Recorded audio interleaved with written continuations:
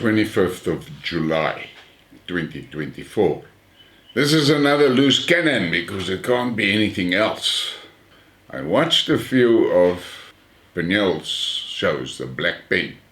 I listened to his discussion with Ike Kumalo, and Ike brought up a few facts. And then I saw another video where the Black Pen basically summarized some of the things that was discussed with Ike. And in that video he makes one statement. He refers to the 1913 Land Act, which dictated that 10% of the land can belong to blacks. And then he carries on through all of it. At least the important point that he brought over is that it is not, apartheid didn't come from the National Party. It was the British that installed it in South Africa. And we all know the damn Brits are still controlling the government up to today. So, that, be it as it may. But then he makes a big point about the fact that the blacks can only have that 10% of the country. And now if you go and you look at a map of their homelands, you will see that that is far more than 10% already.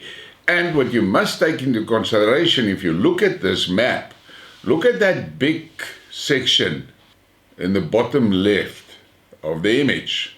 That is fucking Karoo, basically fringing on desert. So, but look at where the homelands is, in the prime agricultural parts of the country. So that 10% story is bullshit. But unfortunately, the guys on Twitter and on social media that is always screaming, we want the land, we want the land, we want the land.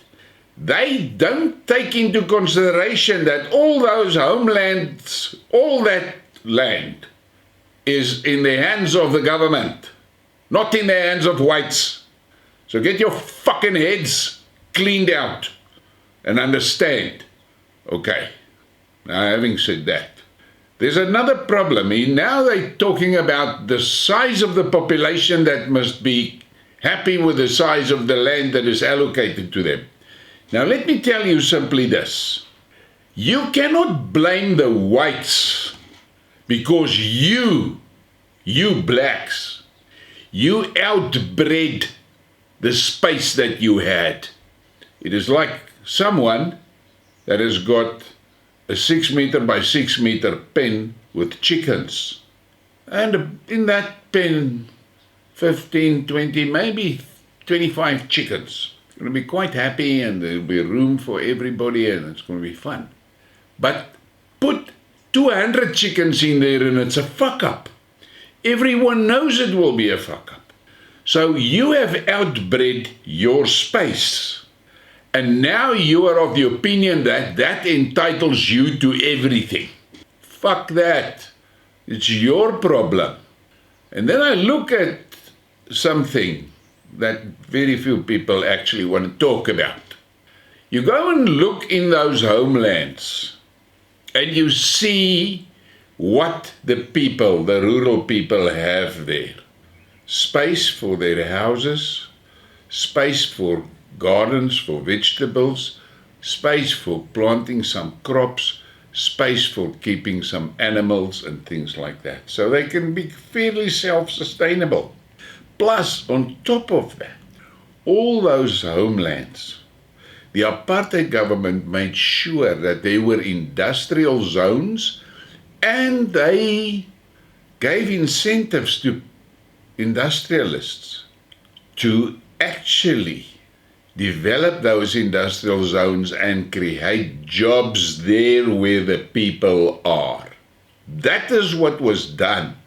And then came the ANC in '94, and what the fuck did they do? First thing, they destroyed the homelands in totality, wiped them off the maps, made it something that could not support life, basically. And now you get a black guy that used to live 2 kilometers away from the factory where he worked. That factory was no longer operating there, so that guy he can't work. So what does he do? He moves to the cities, which were predominantly white areas. He moves to the cities, finds the first empty spot of 3 meters by 3 meters and erect a sink shack there. And then all of a sudden, he wants electricity, he wants running water, and he wants a toilet. Now, what they don't understand, these shack dwellers, is that it is the people of the cities, the property owners, the home owners, the business owners that pay rates and taxes so that they can have all that services, electricity, running water, sewerage, garbage collection. Now those guys in the shacks, they want the same services, but they contribute fuck all. So who must pay for that? Who? And then they start complaining about the unsanitary environment and how overpopulated it is and how fucking chaotic it is and how dangerous it is. But it was they that left their homelands and moved into these squatter camps. The Eastern Cape is basically depopulated. All of them have moved into sunk shacks in the Cape. In Cape Town, in and around Cape Town. But they want to blame me for their cuck. But I take that from them for what it's worth, because you cannot expect anything more from a 30% passer with an IQ in the vicinity of 70, 75, maybe with a push 80. So they stand out on social media and they act as if they have all the fucking knowledge. In the meantime, they know shit. Nothing. And something that really amuses me is there's a faction here that has got a fucking great admiration for that leader there in Northern Africa, that young man that is in charge of his country. And they see him as the ultimate hero, and that is what they want. What they fucking don't understand, first of all, their IQ is about 20 below that guy's IQ. 20, 30, maybe 30. Secondly, that guy, the mere fact that he's got a much higher IQ, that guy is listening to what his advisors are telling him. But they live in these pipe dreams, the same way that they live in this pipe dream and they're always referring to China and that is what they want here. But they don't take the basics into consideration. First of all, in China, corrupt people are killed by the government, corrupt officials. They get killed by the government. Second of all, the Chinese population is extremely disciplined and the Chinese children are totally committed to their schools. You don't see in China Chinese children or Chinese students running into the streets and fucking burning buildings and breaking the roads and burning buses and burning cars. You don't see that. No. Those people are focused on getting educated. And they get educated in mathematics and science. Not this fucking tree climbing humanities shit that they do here in South Africa. So you black guys, you may think that you are very clever in all your militant revolutionary rhetoric that you blurt out on social media. What you must understand, we're living in 2024, where the world is fairly well connected minute by minute. The people in China, the ordinary people in China, see how you conduct yourself here in South Africa. They see how you burn buildings down, how you burn schools down, how you fuck buses up, how you fuck the roads up, how you fuck the infrastructure up. They see it. And then their governments, if their governments want to spend tax money in South Africa, the population there has got a big mouth about that, and those governments know that they'll pick up shit with their own population, because their own population know what the fuck is going on here in South Africa. and they see this unruly, undisciplined, fringing on barbarian activities going on here, and they want no part of it. So you must listen to what I'm saying now. Look around you and think, and then ask yourself, why don't you see frequent interviews on the media of South African government officials in talks with a Russian ambassador or in talks with a Chinese ambassador? Why? But you see a lot of this fucking chirping going on between the government and the British ambassador and the fucking American ambassador. I mean, that American ambassador even stirred a lot of shit about the Lady R and all of that. You guys better wake up and understand. But what you must take especially note of is you cannot talk about Afrikaners and then talk about all the whites in South Africa. You are fucking clearly missing something important. There is the Boer tribe, which are not Afrikaners, they're Boere. You better wrap your head around that one. And then you must listen carefully to what I'm saying.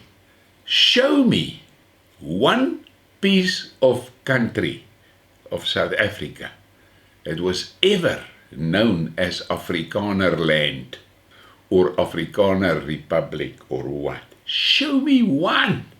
I can show you 19 Boer republics. And here comes the bad news. Most of those Boer republic borders has been recognized by the international community. Let that one sink in. And then you listen to what I'm going to say now. Me, as a Boer, my land has been stolen. Stolen by who? By the ANC. Helped by Afrikaners. We want our Boer land back. That is what we want. Because our land was stolen. And you are the fuckers that can walk around and talk about your land that was stolen. Your government has got your land. Your fucking government has got my land as well.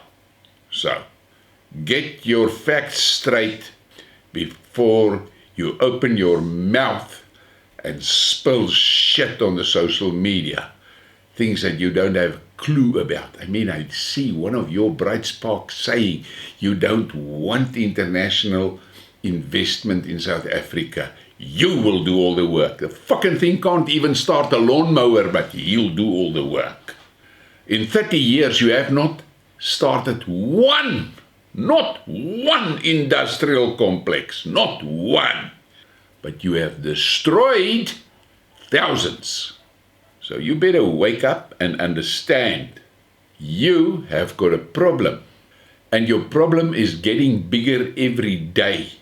As it is, 65% of you are unemployed.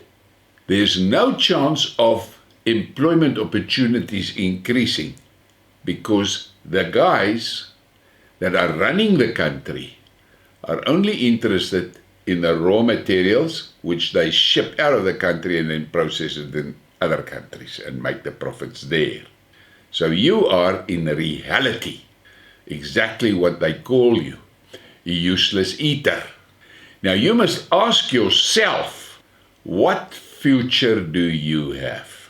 I sit here and I look at the facts and I look at realities and I cannot see a future for you. Do you think I feel sorry for you?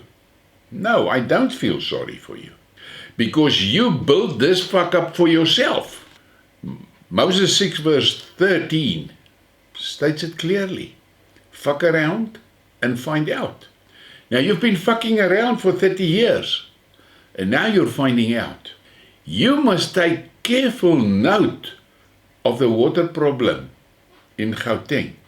That is an indicator that should make you very nervous. Because I'm telling you, there's no guarantee that that water problem will ever be solved. Why do I say that? First of all, the surface water are being polluted like you cannot believe. basically none of the rivers and dams, the water is actually fit for human consumption. Second problem is the water management systems was never maintained and was not expanded as the population grew. Now, you expect infrastructure that was designed and developed for 40 million people must support 90 million people. But it is only in a 30% pass brain that you will not do that calculation. So, that's why I don't feel sorry for you. Because if I say things like this, you just fucking call me a racist. As if you can feed your family with racism. As if you can provide something to drink with racism. You are so deep in the shit. And the tragedy is, you don't realize how deep in the shit you are. But if I tell you and warn you, you call me a racist. Have fun with that. And suffer will be the only thing that you really will experience.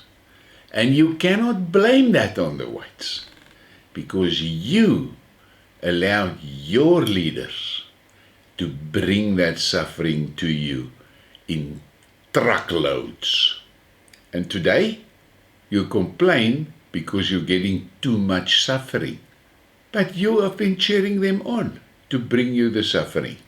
So, what can I say in conclusion? This two things. Moses 6 verse 6, stupid people must suffer. And then Moses 6 verse 13, fuck around and find out. And now you don't like the finding out. Please give me a like and a subscribe and share the thing. Thank you for your support.